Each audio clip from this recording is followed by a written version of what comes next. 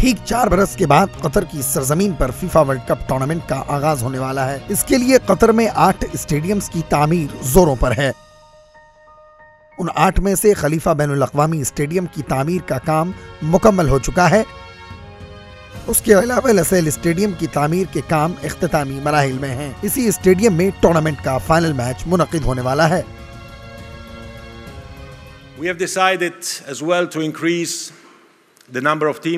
ہم اس ٹورنامنٹ میں شامل ہونے والی ٹیمز کی تعداد کو 32 سے بڑھا کر 48 کر دیا ہے۔ اس سے ایشین فٹ بال کنفیڈریشن کی سرمایہ کاری میں زبردست اضافہ ہوگا۔ یہ آپ کے ملک کے ہر شہری کا ذہن بدل سکتا ہے۔ قطر مشرق وسطیٰ کا پہلا ملک ہے جو فیفا فٹ بال کپ کی میزبانی کرنے جا رہا ہے۔ سن 2022 کے فٹ بال ورلڈ کپ کی میزبانی کے لیے لگنے والی بولی میں قطر نے امریکہ، آسٹریلیا، جنوبی کوریا اور جاپان کو پیچھے چھوڑ دیا۔ قطری حکومت کے مطابق فیفا کپ کی میزبانی سے ملک میں بیرونی سرمایہ کاری میں زبردست اضافہ ہوگا۔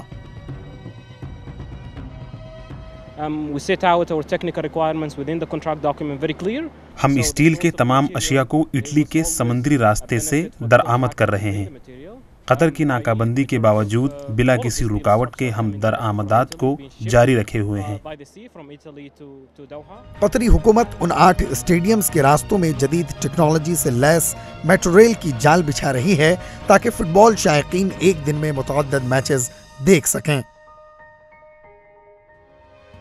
سن 2022 کے فٹ بال ٹورنامنٹ کا آغاز 21 نومبر کو ہوگا اور 18 دسمبر کو اختتام پذیر ہوگا، جو قطر کا قومی دن ہے۔